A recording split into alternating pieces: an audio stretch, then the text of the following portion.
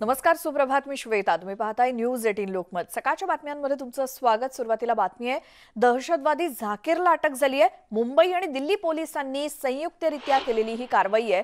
दहशतवादी झाकीर सध्या मुंबईमध्ये आणि स्पेशल सेल त्याला दिल्लीमध्ये नेईल.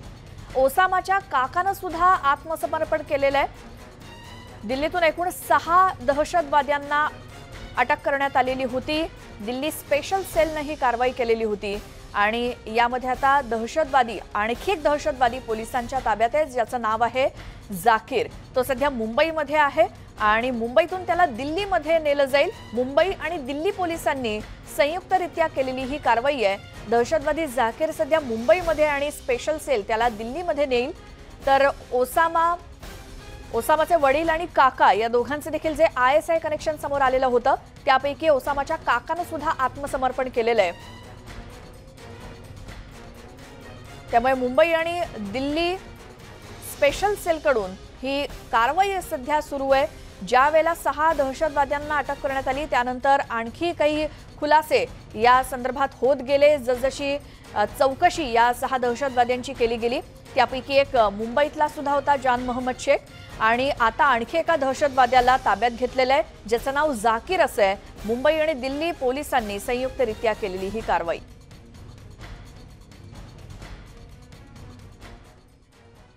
आणि आता बातमी आहे राजकीय वर्तुळातून. मुख्यमंत्र्यांनी कालच्या एका कार्यक्रमात केलेल्या वक्तव्यानंतर शिवसेना आणि भाजपचं पुन्हा सूत जुळणार का, याबाबत तर्कवितर्क लावले जात आहेत. कालच्या औरंगाबादच्या दौऱ्यावर असताना मुख्यमंत्र्यांनी युतीच्या संदर्भात वक्तव्य केलं. एकत्र आलो तर भावी सहकारी होऊ, असं वक्तव्य मुख्यमंत्र्यांनी केल्यामुळे आता राजकीय वर्तुळात चर्चा रंगतेय. व्यासपीठावरती उपस्थित असलेले माझे आजी माजी आणि एकत्र आले तर भावी सहकारी. मुख्यमंत्र्यांच्या औरंगाबादमधील या वक्तव्यानं सगळ्यांच्याच भुवया उंचावल्यात. मुख्यमंत्र्यांचं हे विधान म्हणजे अप्रत्यक्षपणे संभाव्य युतीचे संकेत आहेत का, अशी जोरदार चर्चा सुरू झाली आहे. त्यामुळे महाविकास आघाडीत शिवसेनेसोबत असलेल्या काँग्रेस राष्ट्रवादीच्या नेत्यांना काय बोलावं तेच सुचत नाही. कुठल्या निवडणुका डोळ्यासमोर ठेवून कोणाबरोबर युती करतात, आघाडी करतात, तसं काही त्यांच्या मनात आलेलं असलं तर मला त्याच्याबद्दल माहिती नाही. विशेष म्हणजे मुख्यमंत्री उद्धव ठाकरे यांनी केवळ भाषणात बोलून त्यावरून घुमजाव केलं नाही, तर त्यानंतर झालेल्या पत्रकार परिषदेत सुद्धा उद्धव ठाकरेंनी राजकारणात काहीही घडू शकतं असं म्हणत आपलं विधान आणखी भक्कम केलं. म्हणालात की व्यासपीठावरचे माझी सहकारी आणि एकत्र आले तर भावी सहकारी, तर काय याच्यातून अर्थ काय? अर्थ म्हणजे तोच आहे की माझी सहकारी तिथे होते आणि उद्या सगळे कोण एकत्र आले तर भावी कोण होऊ शकतात. सगळे एकत्र म्हणजे आता ते येतील तेव्हा कळेल ना. तुम्ही आणि भाजप सगळे म्हणजे चारही पक्ष. आता ठीक आहे, आता बघू, येणारा काळच काय ते ठरवेल. खरं तर शिवसेनेनं महाविकास आघाडीत काँग्रेस राष्ट्रवादी सोबत हातमिळवणी केल्यानंतर भाजपचे अनेक नेते युतीसाठी प्रयत्नशील होते. त्यात कधी चंद्रकांत पाटील ते कधी मुनगंटीवार अनेकांना युती संदर्भात शिवसेनेला अप्रत्यक्ष संकेत देत होते. पण भाजपचे सगळे प्रयत्न फोल ठरले. आता मात्र स्वतः उद्धव ठाकरेच राजकारणात काहीही घडू शकतं म्हणत युती संदर्भातले संकेत देत आहेत. त्यामुळे भाजपकडून साहजिकच यावर वेगानं प्रतिक्रिया येत आहेत. आजच्या वक्तव्याचा आपण एवढाच अन्वयार्थ काढूया की माननीय मुख्यमंत्र्यांच्या लक्षात आलं की ते कशा प्रकारच्या लोकांसोबत सरकार चालवतायत आणि ते सरकार कशा प्रकारे डिलिव्हर करतायत, किती भ्रष्टाचार त्याच्यामध्ये होतोय, या सगळ्याचं रिअलायझेशन कदाचित त्यांना झालं असेल. त्यामुळे आपण शुभेच्छा समजू. टिपाटिपीचा स्वभाव असल्यामुळे त्याच्यावर बोलले असावे असं मला एक वाटतं. दुसरं, या वक्तव्यातनं त्यांना असाही संदेश द्यायचा असेल की उद्या भारतीय जनता पार्टी बरोबर त्या ठिकाणी जायचं असेल तर आमची तयारी आहे, मानसिकता आहे, अशाही प्रकारचा संदेश त्यांना या वक्तव्यामागे द्यायचा असू शकतो. विशेष म्हणजे सातत्यानं शिवसेना आणि उद्धव ठाकरे यांच्यावर प्रहार करणारे नारायण राणे यांनी सुद्धा पक्ष नेतृत्वाच्या पुढे जाणार नसल्याचं सांगत युतीला समर्थन दिलंय. अंदाज आला असेल, वातावरण बदलत असेल, माझ्या आवडीचं काय पण ते आत्ता काय बोलतील दुपारी संध्याकाळी काय सांगता येत नाही. मग त्यांनी स्पष्ट बोलावं व उद्याचे सहकारी हे आहेत, कळलं की नाही. त्यामुळे त्यांच्या आता आम्हाला फेवर असेल तर मी कशाला आता सांगू, त्याच्यावर बोलू, तर मला नो कॉमेंट्स. दुसरीकडे शिवसेनेचे नेते मात्र पक्षप्रमुख ठरवतील ते मान्य असं म्हणत समर्थन दर्शवतायत. जुने सहकारी म्हणजे भारतीय जनता पक्ष आणि शिवसेना गेल्या अनेक वर्षापासून या राज्यामध्ये एकत्र होते आणि त्याचा उल्लेख मुख्यमंत्री महोदयांनी केला असेल. शेवटी मुख्यमंत्री महोदय आमचे पक्षप्रमुख देखील आहेत. कुठलाही धोरणात्मक पॉलिसी डिसिजन हा घ्यायचा अधिकार त्यांचा आहे. मुख्यमंत्र्यांच्या युती संदर्भातल्या वक्तव्यानं काँग्रेसची मात्र अडचण झाली आहे. उद्धव ठाकरे यांच्या विधानानंतर काँग्रेसचे प्रदेशाध्यक्ष नाना पटोले यांनी तात्काळ काँग्रेसचे महासचिव के.सी. वेणुगोपाल यांची भेट घेतल्याचं पाहायला मिळालं. महाराष्ट्रामध्ये कोरोनाच्या काळामध्ये मोठ्या प्रमाणात लोकांमध्ये ताणतणाव राजकीय लोकांमध्येही होता आणि विशेष करून भाजपमध्ये खूपच ताण त्याच्यामध्ये आहे. गेल्या 2 वर्षापासून त्यांच्याकडून वक्तव्य येत होतं की आम्ही या 15 ऑगस्टला पुढच्या 26 जानेवारीला झेंडे फडकवू आणि अखेर ते सत्तेत येऊ शकले नाही. त्यांचाही ताण कमी करायला आणि मुख्यमंत्र्यांची सवय आहे ती आम्ही अनेकदा पाहिली की असं मनोरंजनात्मक काही बोलून टाकावं आणि असा जोक करू शकत असतील आणि ते केलं असेल. एकंदरीतच मुख्यमंत्री उद्धव ठाकरे यांच्या विधानानं राजकीय खळबळ माजली आहे. भाजपशी काडीमोड केल्यापासून मागील 2.25 वर्षात कधीही युती संदर्भात चकार शब्द न काढणाऱ्या उद्धव ठाकरेंच्या वक्तव्यानं अनेक प्रश्न उपस्थित होत आहेत. महाविकास आघाडी सरकारमधल्या कुरबुरींना उद्धव ठाकरे कंटाळलेत का? उद्धव ठाकरे मित्रपक्षांवर दबाव टाकण्याचा प्रयत्न करतायत का? उद्धव ठाकरे भाजपची आक्रमकता कमी करण्याचा प्रयत्न करतायत का? एकंदरीतच उद्धव ठाकरेंच्या मनात नेमकं काय चाललंय हे सध्या तरी कुणालाच सांगता येणार नाही. पण उद्धव ठाकरेंच्या वक्तव्यानं राजकीय वातावरण मात्र चांगलंच तापलंय हे निश्चित. Bureau report, news 18 Lokmat. पुढची बातमी पुण्यामध्ये असणाऱ्या एका सत्कार सोहळ्याच्या निमित्तानं राज्यपाल भगतसिंह कोश्यारी, त्यासोबत भाजपचे प्रदेशाध्यक्ष चंद्रकांत पाटील आणि भाजपचे नेते गिरीश बापट उपस्थित होते. यावेळी मोदींच्या वाढदिवसानिमित्तानं पुण्यातील कर्तृत्ववान व्यक्तींचा सन्मान करण्यात आला आणि याच कार्यक्रमात तिघांनी जोरदार फटकेबाजी केली.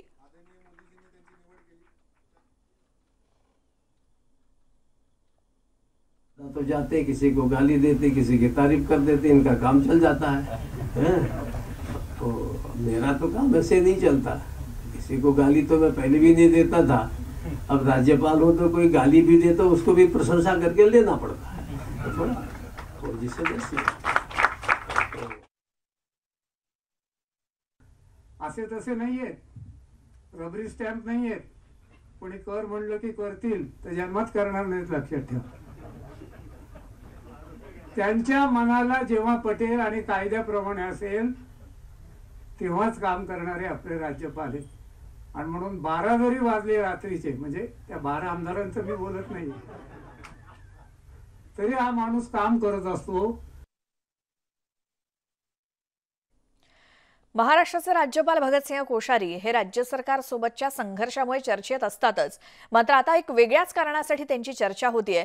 पुण्यामध्ये झालेल्या एका कार्यक्रमादरम्यान मंचावरच राज्यपालांनी एका महिलेचा मास्क खाली ओढल्याचं समोर आलंय। राज्यपालांच्या या कृतीनंतर मंचावर चांगलाच हास्यकल्लोळ झाला। राज्यपालांच्या या कृतीचा व्हिडिओ सोशल मीडियात चांगलाच व्हायरल होतोय। मात्र एकीकडे शासन प्रशासनाकडून कोविड नियमांचं पालन करण्याचं आवाहन केलं जात असतानाच राज्यपालांनी भर कार्यक्रमात एका महिलेच्या तोंडावरचा मास्क हटवल्यानं आश्चर्य व्यक्त केलं जात आहे।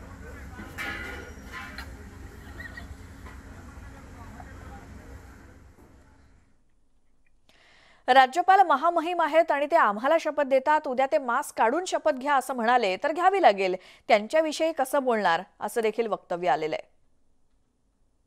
राज्यपाल महोदय महामहिम आहे, ते एक त्यांना अधिकार वेगळा आहे। माझ्यासारख्यांनी उपडीसीएमनी त्यांच्याबद्दल बोलणं उचित दिसणार नाही। त्यांचा अधिकार, ते तर सगळ्यांना शपथ देतात, आम्हाला शपथ देतात। आम्हाला शपथ देताना ते उद्या म्हणलं नाही तू मास्क काढून शपथ घे, तर आम्हाला ते ऐकावं लागेल। नाही ते काढलं तर ते म्हणतील मग तुझी शपथ ग्राह्य धरली जाणार। असं काही तुम्हाला मागच्या वेळेस माहिती आहे, के.सी. पाडवीनं काहीतरी उल्लेख केला.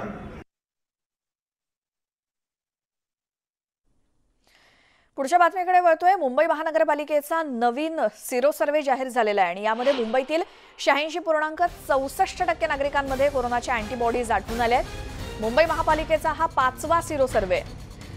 तर लसीचे 2 किंवा 1 डोस घेतलेल्या 90.26% नागरिकांमध्ये अँटीबॉडीज आढळून आल्या आहेत. तर लसीकरण न झालेल्या 79.86% नागरिकांमध्ये सुद्धा अँटीबॉडीज आढळलेल्या आहेत. आधीच्या सर्वेक्षणापेक्षा झोपडपट्टी आणि बिगर झोपडपट्टी परिसरात अँटीबॉडीज वाढल्याचं या सिरो सर्व्हेत दिसून आलंय.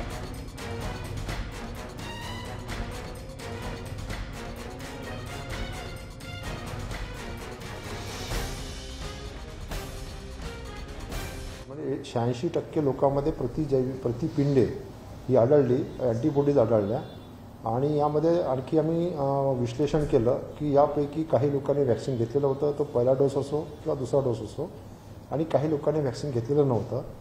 तर ज्या लोकांनी वॅक्सिन घेतलेलं होतं अशा लोकांच्या रक्तामध्ये जवळपास 90% लोकांच्या रक्तामध्ये आपल्याला प्रतिपिंडे आढळली, अँटीबॉडीज आढळल्या. आणि ज्यांनी वॅक्सिन घेतलेलं नव्हतं अशा लोकांमध्ये 80% लोकांमध्ये आपल्याला ही वस्तुस्थिती आढळली. देशाचे पंतप्रधान नरेंद्र मोदी यांचा काल वाढदिवस होता आणि त्यानिमित्तानं लसीकरण अभियान सुद्धा युद्धस्तरावरती संपूर्ण देशात काल राबवण्यात आलं. त्या अभियानाला मोठं यश सुद्धा मिळालंय, कारण काल संध्याकाळी 5 वाजेपर्यंत 2 कोटींपेक्षा जास्त नागरिकांचं विक्रमी लसीकरण करण्यात आलं. आणि या लसीकरणामध्ये भारतानं आता जगामध्ये आघाडी घेतली आहे. अमेरिका आणि युरोपपेक्षा भारतातला लसीकरणाचा वेग हा जास्त आहे. पाहूया देशातल्या विक्रमी लसीकरणाचा आमचे प्रतिनिधी प्रशांत लीला रामदास यांनी घेतलेला आढावा. पंतप्रधान नरेंद्र मोदी यांच्या वाढदिवसाच्या निमित्ताने लसीकरण मोहीम युद्धस्तरावरती राबवण्यात आली आणि आज सायंकाळी 5 वाजेपर्यंत ही आकडेवारी जी आहे लसीकरणाची, त्यांनी आकडेवारीचा आकडा जो आहे तो 2 करोडपेक्षा जास्त झालेला आहे. सेवा सप्ताहाच्या नावाने 17 सप्टेंबरपासून आगामी 7 ऑक्टोबरपर्यंत पंतप्रधान नरेंद्र मोदी यांच्या वाढदिवसाच्या निमित्ताने हे अभियान राबवण्यात येणार आहे. पण आजचा जो पहिला दिवस होता 17 सप्टेंबरला, या दिवशी लसीकरणचा विक्रम करायचा होता आणि तो विक्रम आज नरेंद्र मोदी यांच्या वाढदिवसाला पूर्ण झालेला आहे. नवी दिल्लीहून प्रशांत रामदास, न्यूज 18 लोकमत. मानवी वस्तीमध्ये बिबट्यांचा वावर किती वाढलाय याची उदाहरणं वारंवार आपल्या समोर येत असतात. बिबट्यांचा मुक्त संचार हा पुन्हा एकदा सीसीटीव्हीमध्ये कैद झालाय. मुंबईतल्या RA युनिट 3 मध्ये बिबट्यांचा मुक्त संचार दिसून आलाय. सीसीटीव्ही कॅमेरामध्ये हा बिबट्या कैद झालाय. नागरिकांमध्ये त्यामुळे एक प्रकारे भीतीचं वातावरणच आहे, कारण मानवी वस्तीमध्ये थेट रात्रीच्या वेळी हा बिबट्या शिरलेला आहे आणि ह्या बिबट्याचा वावर सीसीटीव्हीमध्ये कैद झालाय. तेव्हा कळलं काही पाळीव प्राणी असतात त्यांच्या मागावर हे बिबटे मानवी वस्तीमध्ये शिरत असतात. आमच्या प्रतिनिधी स्वाती लोखंडे आपल्यासोबत आहेत. स्वाती, रहिवासी भाग आहे आणि रात्रीची जरी वेळ असली तरी सुद्धा इतक्या मुक्तपणे इथे बिबट्या वावरतोय म्हटल्यावर ज्यावेळेला हे सीसीटीव्ही फुटेज लोकांनी आणि पाहिलं असेल की आपण देखील पाहिलोय, भीती वाटते खरंच. भीती वाटणं साहजिकच आहे, कारण लेपर्ड म्हटलं तर ऐकूनच आपल्या अंगावर शहारा येतो. तो जर आपल्या समोर आला तर काय, हा खरं तर प्रश्नच मनाला जेव्हा शिवून जातो तेव्हा भीती वाटते. दुसरी महत्वाची गोष्ट अशी आहे की हा माणूस जंगलात राहतोय, हा त्या प्राण्यांच्या वस्तीत घुसलेला आहे. ते प्राणी माणसांच्या वस्तीत घुसले नाहीयेत हे आपल्याला सातत्यानं ठसून सांगण्याचा कितीही प्रयत्न केला तरी माणूस हा बदलत नाहीये. त्याच्या जगण्याच्या सवयी म्हणजे जेव्हा तो RA कॉलनीत राहतोय किंवा तो संजय गांधी नॅशनल पार्कात राहतोय, तर या म्हणजे जो आदिवासींचा जो गट आहे किंवा आदिवासींचा जो समूह आहे तिथे आपण बघितलं की तिथल्या असं नाही की त्याच्यावर तिथे हल्ले होत नाही, पण तिथे माणसांचा आणि मुक्या प्राण्यांचा किंवा अशा जंगली श्वापदांचा संघर्ष जो आहे तो कमी आहे. जर महाराष्ट्रातली एकूण आपण आकडेवारी बघितली तर 2019 साली साधारणतः 110 बिबट्यांचा किंवा 110 लेपर्डचा मृत्यू झाला होता आणि 2020ला हा आकडा जवळपास 57% वाढून 172 इतका झाला. म्हणजे माणूस आणि प्राण्यांच्या लढाईमध्ये प्राणीही मोठ्या प्रमाणावर मारला जातोय. आणि जर आपण माणसाची म्हणजे एकूणच जर डेथ बघितली की लोकांना किती प्राण गमावे लागले, तर साधारणतः 2019 साली 8 जणांनी महाराष्ट्रात जीव गमावला, तर 23 जणांचा मृत्यू हा 2020 साली झाला होता बिबट्या आणि माणसाच्या संघर्षामध्ये. पण एकूणच त्याच्या घरात राहताना म्हणजे या मुक्या प्राण्यांच्या घरात राहताना आपल्याला काही सवयी अंगीकरणं गरजेचं आहे. मग आता आपण बघू की आता हळूहळू झोपडपट्ट्या वाढतात आणि हे कोणाच्या तर राजकीय आशीर्वादाने वाढतात. अनेकदा अनेक पर्यावरणवादी किंवा स्थानिकांचा विरोध असतो, तक्रारी करतात, पण राजकीय लोकांच्या आशीर्वादाने ही वस्ती वाढत जाते. आणि त्याचबरोबर या वस्तीबरोबर येतो तो कचरा. कचऱ्याची विल्हेवाट कशी लावायची, अनेकदा असं सांगितलं जातं की कचरा जिथे असेल तिथे कुत्रा येतो आणि कुत्रा आला तर ते जंगलातल्या श्वापद येणार. दुसरी गोष्ट, त्याचा जाण्याचा मार्ग हा ठरलेला असतो. त्या मार्गावर बाकी इतर गोष्टी जंगलात म्हणजे मोठाले विजेचे खांब लावू शकत नाही, पण ते सोलार लॅम्प लावले पाहिजेत.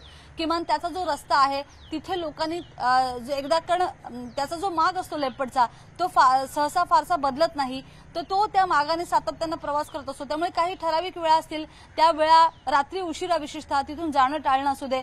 आपली गुरं असतील, कारण आपण नॅशनल पार्कात बघितलं म्हणजे आरे कॉलनीचा पट्टा बघितला तर म्हशी आहे तिकडे, तर रात्री म्हशी ज्या पद्धतीने बांधून ठेवल्या जातात तर त्याला दरवाजा असावा म्हणजे जेणेकरून तो संघर्ष होणार नाही किंवा बिबट्या त्यांच्यावर हल्ला करणार नाही. बिबट्या हा स्वतःहून कोणावर हल्ला करत नाही, तो अपॉर्च्युनिस्ट आहे. तो प्रेच्या शोधात म्हणजेच तो खाण्याच्या शोधात फिरत असतो आणि त्याला खाणं मिळालं की त्याच्यासाठी फक्त एक म्हणजे पोट भरण्याचं साधन आहे, त्यामुळे उपजीविकेचं साधन आहे, त्याच्यामुळे तो हल्ला करतो. आणि आता आपण गोरेगावातली घटना बघितली एक साधारणतः 15 दिवसांपूर्वी. तर जेव्हा बिबट्याचा हल्ला असं म्हटलं जातं, पण बिबट्याचा हल्ला जेव्हा होतो तेव्हा त्या माणसाला 2-4 नखं लागत नाही. बिबट्यानं स्वसंरक्षणासाठी त्या माणसाला दूर लोटण्याचा प्रयत्न केला होता, म्हणून हाताला अवघी 2-4 नखं लागली होती. आपल्याला हे पण ध्यानात घ्यावं लागेल. त्यामुळे बिबट्या आणि माणसाचा संघर्ष टाळण्यासाठी सरकार जे प्रयत्न करते, लोकांच्या जनजागृती निर्माण केली जाते, त्या गोष्टींचा अंगीकार विशेषतः जंगलात राहणाऱ्या लोकांनी करणं हा त्याच्यावरचा एकमेव उपाय आहे. जी स्वाती, धन्यवाद या सगळ्या माहितीसाठी. त्यामुळे हे सगळे उपाययोजना तर आहेच, मात्र ज्या काही वारंवार घटना समोर येत आहेत, मुंबई असेल किंवा मुंबईच्या बाहेर सुद्धा, आता आरे कॉलनीमध्ये जिथे रहिवासी भाग आहे तिथे पुन्हा एकदा बिबट्या हा सीसीटीव्ही मध्ये दिसल्यानंतर लोकांचे साहजिकच भयभीत झालेले आहेत. पुढच्या बातमीकडे वळतोय. जीएसटी परिषदेची काल 45वी लखनौमध्ये बैठक झाली आणि बैठकीमध्ये पेट्रोल आणि डिझेल हे जीएसटीच्या कक्षेमध्ये आणण्याचा निर्णय घेतला जाण्याची शक्यता वर्तवली जात होती, पण या बैठकीत याबाबत कोणताही प्रस्ताव काही मांडला गेलेला नाही. त्यामुळे पेट्रोल आणि डिझेलच्या किमतीमध्ये कपात होणार की नाही हा पेच तर कायमच आहे. दुसरीकडे बायोडिझेलवरील जीएसटी 5% कमी करण्यात आलाय. त्याचसोबत धातूवरील जीएसटी 5%वरून 18% करण्याचा निर्णय सुद्धा या बैठकीत झालाय. Similarly, GST rate on biodiesel,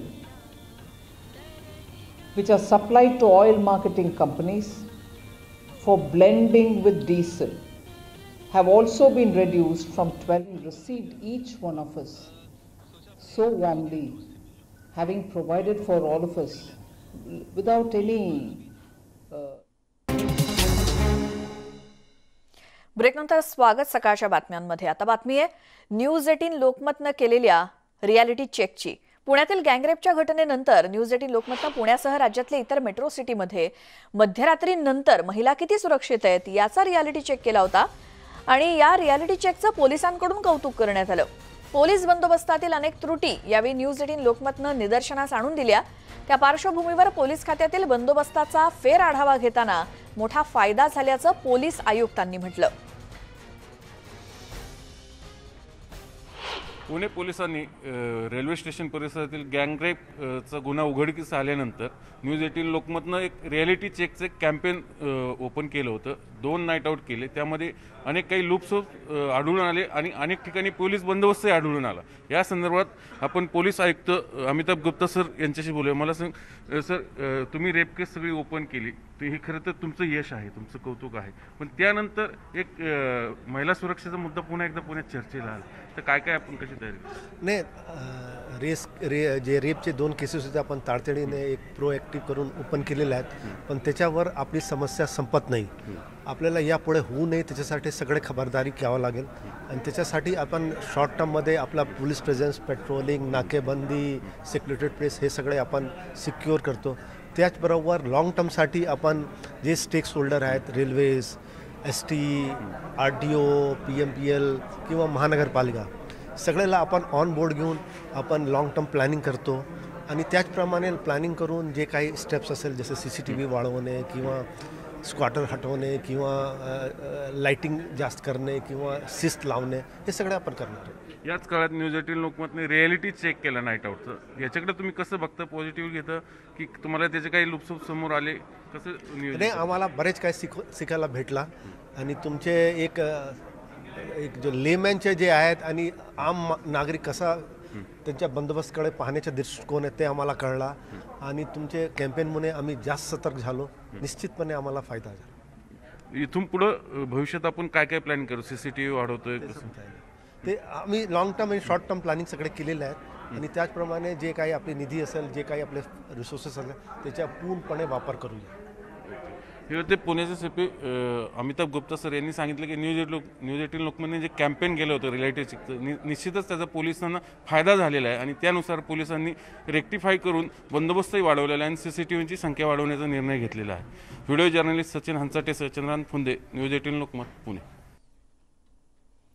नगरमधनं आता पुढची बातमी आहे. चिमुरडीचा बालविवाह, एका 13 वर्षांच्या मुलीचा विवाह करून देण्यात आला. एका 24 वर्षाच्या मुलाबरोबर हे लग्न लावण्यात आलं.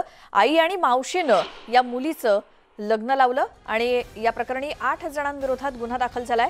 नगरमधील नेवासे गावातली घटना आहे. सासरच्यांकडून पीडित मुलीवर अत्याचार करण्यात आले आणि सासरच्यांनी यासाठी भोंदूबाबाची मदत घेतली. आजोबांनी मात्र नातीला आधार दिला आणि आजोबांनी आता कारवाईची मागणी केलेली आहे.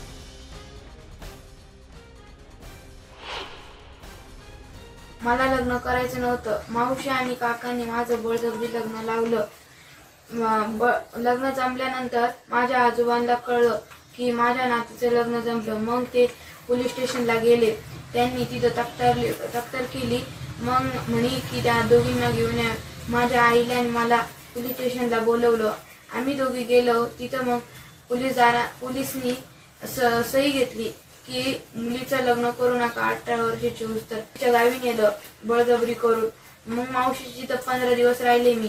तिथून मग मावशीने मला नवरदेवच्या घरी नेलं. मग तिथं माझं लग्न लावून टाकलं बळजबरीने. मी म्हणायचे राहायचं नाही तर त्यांनी मला खूप मारहाण करायची. 5 दिवसापूर्वी 2 बालविवाह झाले. त्या संबंधाने सुद्धा नेवाशा पोलीस स्टेशनला गुन्हा दाखल होणं अपेक्षित असताना आजपर्यंत गुन्हा दाखल झालेला नाहीये. हे बालविवाहाचं जे वास्तव आहे, हे खरं तर बालविवाह म्हणजे समाजमान्य बलात्कार आहेत आणि याच्याकडे शासन आणि समाज कुणीही गांभीर्याने पाहत नाही. आणि अगदी 2 दिवसाआड मला फोन येतात, अमुक ठिकाणी बालविवाह होतोय, तमुक ठिकाणी बालविवाह होतोय. हे अतिशय गंभीर आणि वेदनादायी हे प्रकरणं आहेत आणि याच्या संबंधाने शासनाने आणि समाजाने सुद्धा सजगपणे पाहिलं पाहिजे. यामध्ये एकूण 11 आरोपी आहेत. त्यापैकी आई आणि मावशी या दोघी काल मिळून आलेल्या आहेत. त्यांना आज रोजी माननीय न्यायालयात हजर केले असता माननीय न्यायालयाने त्यांना 18 तारखेपर्यंत पोलीस कस्टडी रिमांड दिलेला आहे.